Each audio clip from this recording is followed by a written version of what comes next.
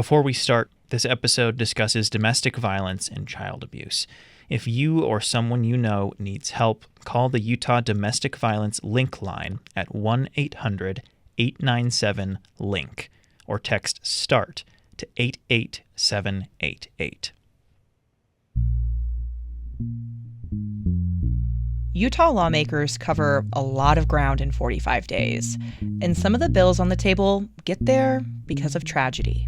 Last year, the legislature passed a bill dealing with domestic violence reporting and how law enforcement handles those cases.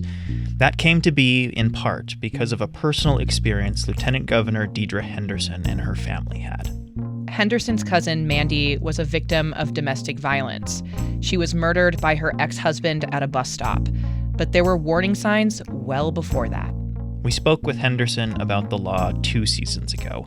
We'll link that episode in the show notes. This session, there are several bills that also deal with abuse. I'm Sage Miller. And I'm Sean Higgins. This week on State Street, we're discussing 2 of those bills aimed at protecting Utah children. One has been coined Ohm's Law in response to another personal story. The other is a bill that has been introduced in the legislature before, but never made it across the finish line. It deals with religious clergy reporting child abuse.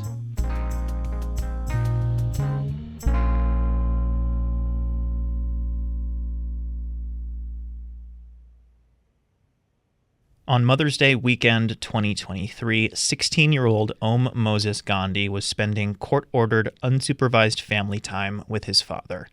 His father shot and killed Om, then took his own life in a murder-suicide.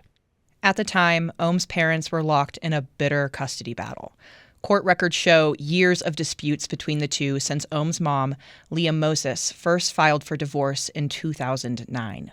Another cruel twist in this story is that Moses had already dedicated most of her professional and personal life to domestic violence and abuse advocacy work.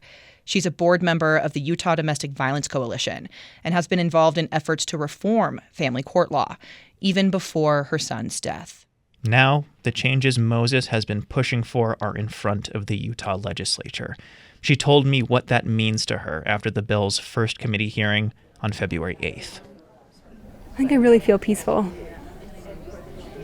This is something I've been working towards for a long time. It hasn't been in the last 9 months. It's really, truly been Om's whole life.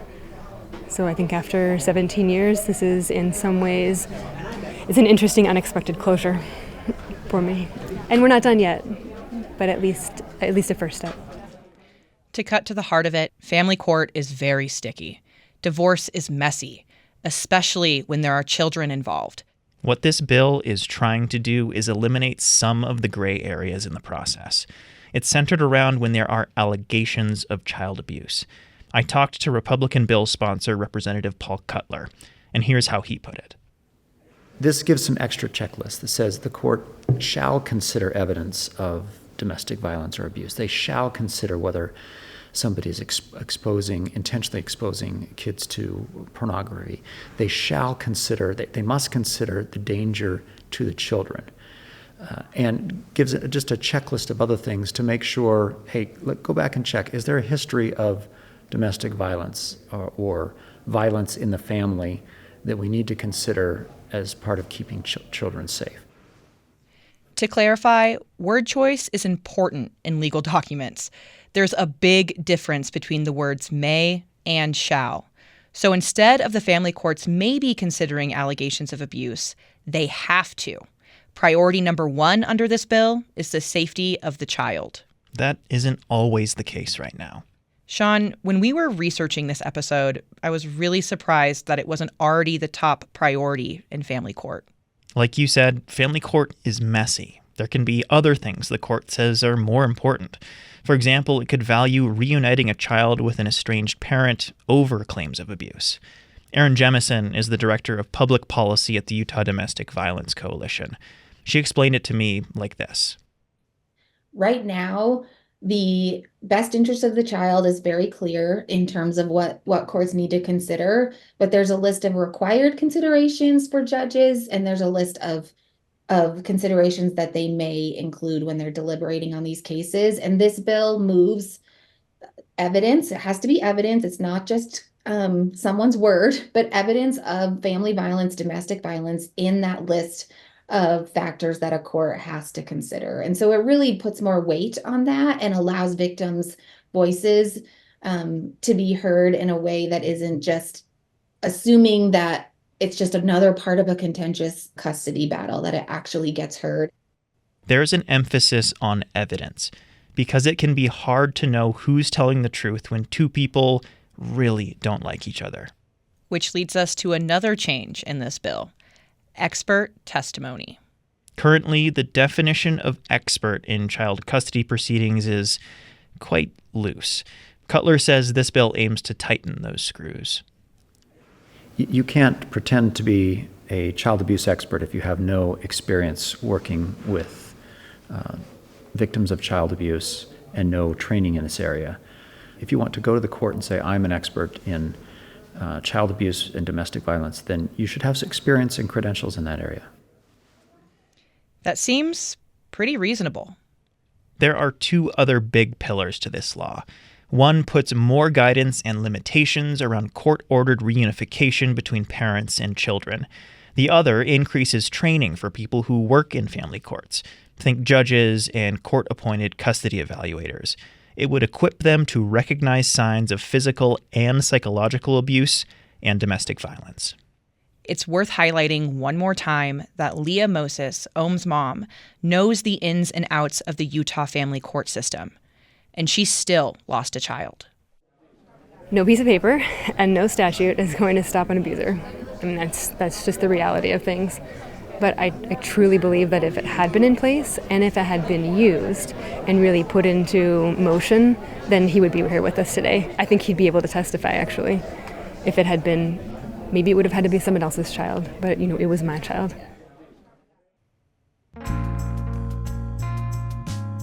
You're listening to State Street. We'll be right back to hear more about another law that aims to protect victims of abuse.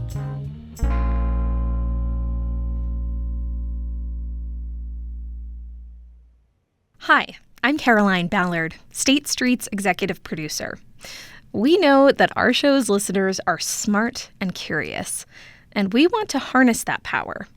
Do you have a question that's been keeping you up at night about how the legislature works? We're also interested in what issues are most important to you this session. Let us know at kuer.org/State Street. We may tackle your question in future reporting.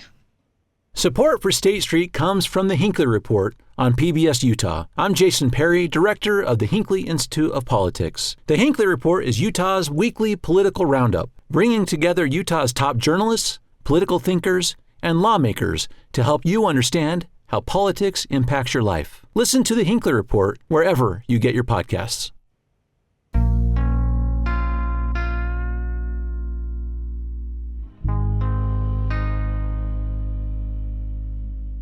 Welcome back to State Street.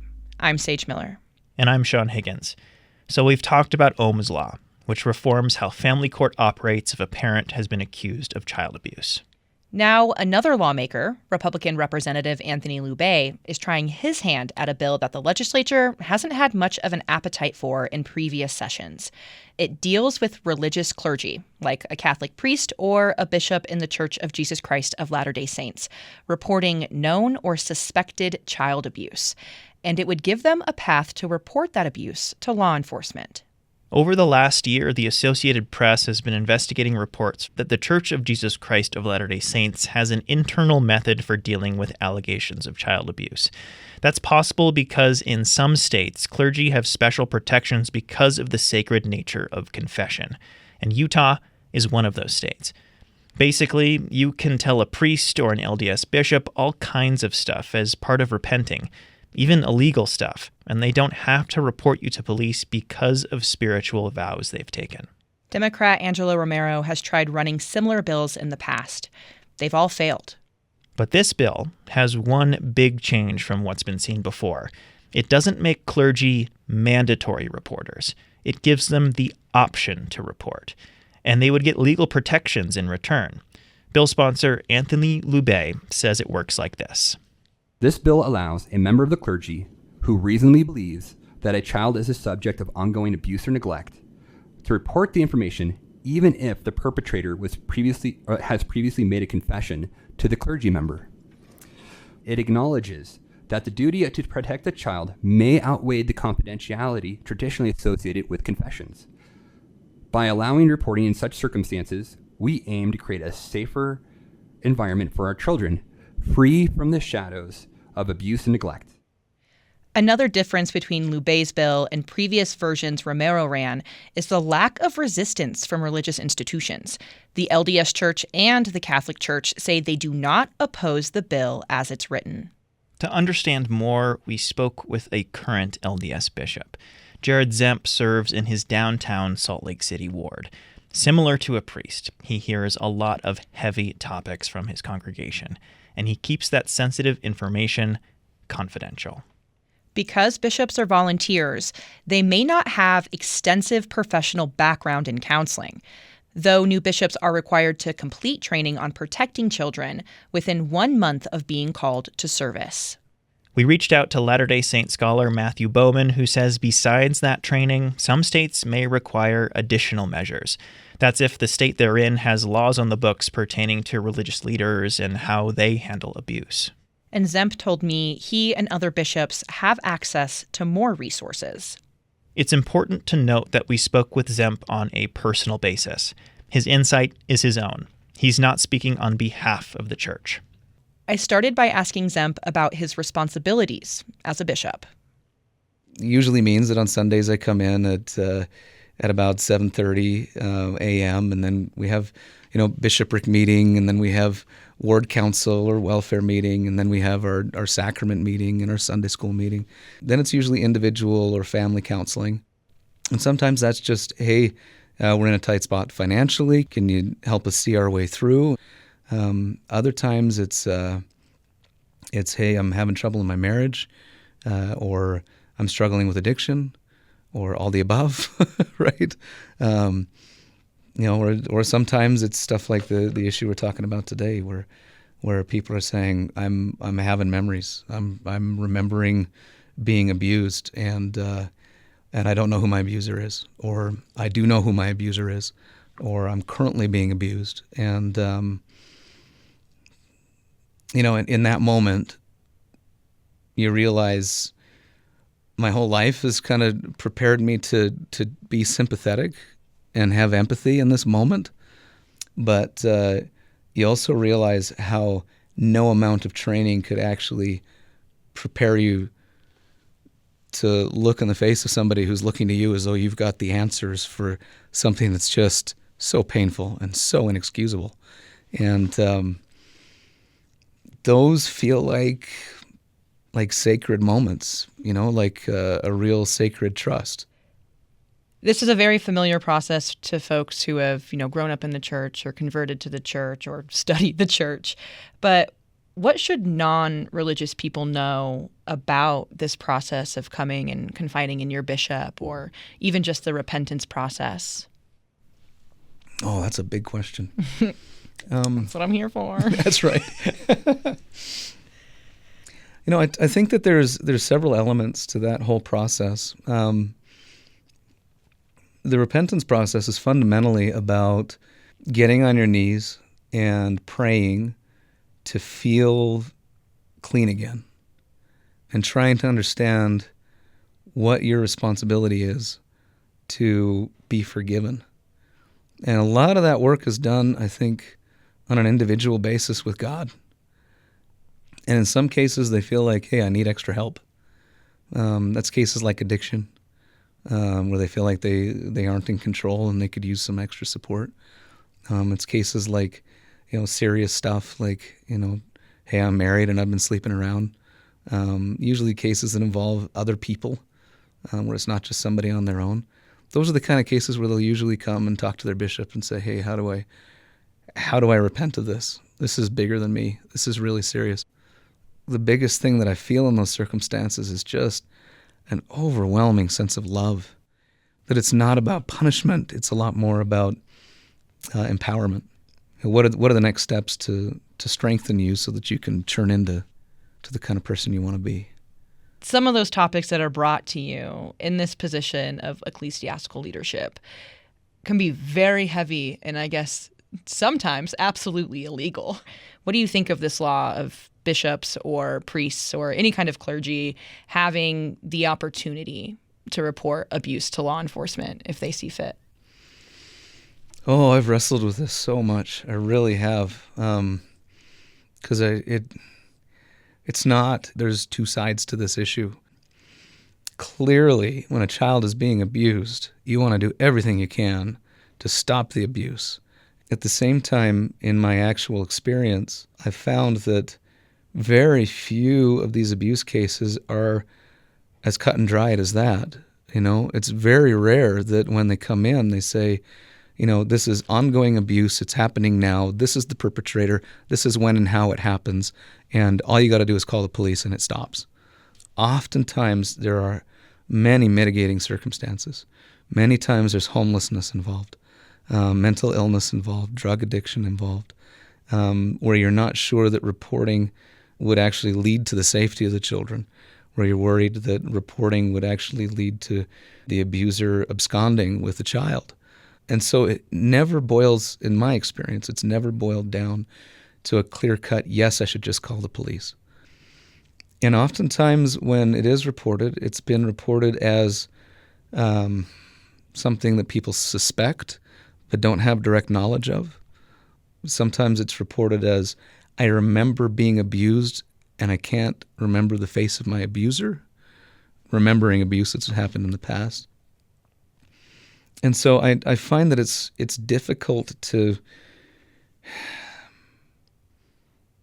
I wish that we could pass legislature that would put a Band-Aid on this. But I don't think it's that simple. If law enforcement can't back up the tip with any evidence, it's possible that this abuse could still go unchecked. So I guess how much of an impact do you think this law would even end up having, just giving the option? It hasn't been my experience that the abuser comes in and confesses. It has been my experience that people who are abused come in and seek help, or people who suspect abuse come in and seek for guidance on how to report. And I think this makes a lot of sense. This policy makes a lot of sense when there is clear-cut either confession from a perpetrator or somebody who has firsthand knowledge saying, I know about this and this is going on. Then I would feel like, as a bishop, I had the protection of the state to make that report without feeling, at least legally, like I was putting myself and my family at risk. Even just the theoretical aspect of that actually gives me some comfort. Because then I feel like I'm not on my own trying to make this weighty decision of, do I report to protect the child and know that my family's at risk, of a serious civil suit? So you like the option on the table? I love the option on the table, but it still makes it a difficult decision to employ. So I guess it would be a different story if you became a mandatory reporter. In some ways, I don't mean to make light of the situation, but in some ways it kind of comes down to this game theory. Will a perpetrator ever confess to me if they know that I have to mandatorily report? I think that I don't get those confessions at that point. Do you have any concerns with the law? My concerns are mostly philosophical. Philosophically, we need people to have the protection of clergy. All the way back to the earliest stages of our government, we've said that protection exists and is sacrosanct. And so philosophically, I think there are real reasons to raise red flags. And that's a much larger question. It's like asking an attorney, would you defend somebody you knew was guilty? And they say yes, because even the guilty deserve the best defense. Because philosophically, that's the way it has to be in order for things to work. And I think that clergy, the privilege of clergy, falls under that sort of high-level argument. But as a bishop, that's not my job, right? My job as a bishop is fundamentally to my congregation. And it's a real boots on the ground, rubber hits the road. It's the text message at 11 o'clock at night. Bishop, I just want to smoke so bad right now. Please, can you help me? And then you quietly excuse yourself and you go to the bathroom and you have a whispered conversation. You can do it. You've got this, that's what being a bishop is. And so from that perspective, from the boots on the ground, from sitting on the other side of the desk in that moment when you find out this child is not safe, those big philosophical questions go out the window and you say, what do I got to do to protect this child right now? Do you think this law will change how you approach speaking one-on-one with any members of your congregation? No, but I can tell you what did fundamentally change things for me. When I was sitting on the High Council, and there was a man who was a child sex offender, and he'd been out of the church for about 20 years, and he came back. And it was a long, hard road back. And the fact that he offended years and years, decades earlier, was still offensive to everybody in the room. And then he sits down and he tells his story. And he tells what he's gone through in order to try and come back and to try and make things right with God after such a horrible offense. And not just one, but over a long period of time. And after years and years and years and years in prison. And you say, how is it possible that this guy can ever be forgiven in this life? And then he begins to tell you about the horrible abuse that he suffered that turned him into who he was. Not as an excuse, but in many cases things he didn't even know about himself until he got to prison and actually started meeting with a therapist. And you start realizing that these issues are so much more complex, and that there is room for forgiveness for even the most vile of sinners. And there are people like that we just want to write off. It would have been so much easier for the 15 guys in that room to just say, we're done with you. Let God deal with you later.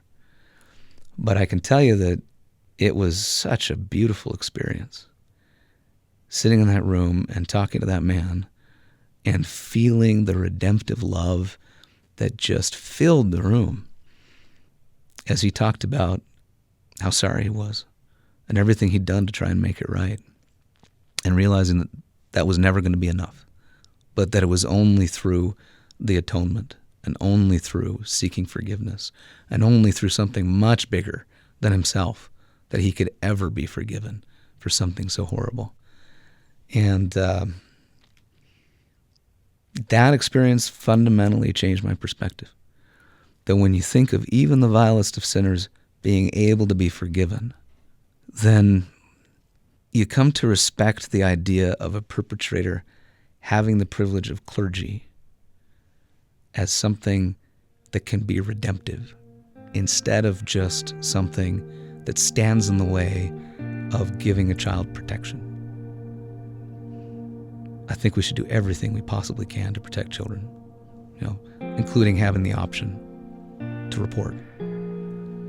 But I also think that we need to be very careful as we come up against this idea that what are the limits in the protection of clergy.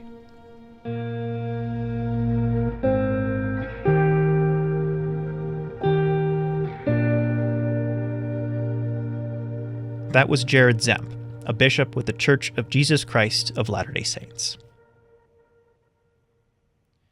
We've covered two bills here. They both have wide bipartisan support, but there have been some hiccups in the process. Something did happen with Ohm's Law. The House debated the bill on February 16th, and they motioned to circle it. Essentially, that means lawmakers sent the bill back to iron out a few kinks before there's another vote to potentially move things forward. We heard there were concerns from family law lawyers, and some lawmakers wanted to make extra sure that all those mays and shalls we talked about earlier were in the right places. This is the important part. This doesn't mean the bill failed. It just means it needs a little bit more work. But the clergy bill passed unanimously through the House on the same day. Not a single no vote in sight. That bill now heads to the Senate, where the process starts over again. Although the House vote was unanimous, that doesn't mean it's guaranteed smooth sailing. Many things can happen before it lands on Governor Spencer Cox's desk. Why these two bills are having a moment right now may have to do with their similarities. They're both run by Republicans. Remember, Utah is a Republican supermajority legislature, and they're both centered around the safety of children. That's a unifying issue for many Utah leaders. Like we mentioned, similar bills have come up in the past and haven't gone anywhere. That includes a version of the clergy bill run by House Minority Leader Angela Romero. She doesn't think this bill goes far enough, but is a step in the right direction, and she'll take it. Religious leaders need to be mandatory reporters because I think it's in the best interest of our community, and I really feel like it's our duty as elected officials to protect innocent children. It's our duty, and we talk about that all the time, and we talk about families, and we talk about the Utah way. And so for me, how do we move forward? Because I know people are conflicted because of their spirituality, but for me, spirituality is much deeper than the institution that people worship. And for me, what's more important is protecting another child from being a victim of child sex abuse or abuse in general. And in some cases, getting that individual the help they need. These bills deal with complex situations. Whether it's child custody or confessions of abuse, those are some murky waters to navigate for anyone charged with making decisions. And like Leah Moses said, no piece of legislation is going to stop an abuser. But it could help give victims and witnesses more opportunities to shine a light on what is happening. That does it for this week of State Street. I'm Sean Higgins. And I'm Sage Miller. Jim Hill, Eleanor Gomberg, and Raquel Davis make up the digital team. David Childs and KUER News Director Elaine Clark helped edit this episode. Caroline Ballard is our executive producer. There's more on our website, including links to relevant reporting, a sign-up link for our newsletter, and a feedback form. And a final reminder, if you or someone you know is in crisis, you can always find help at the Utah Domestic Violence Link Line at 1-800-897-LINK, or text the word START to 88788. And we'll see you next week.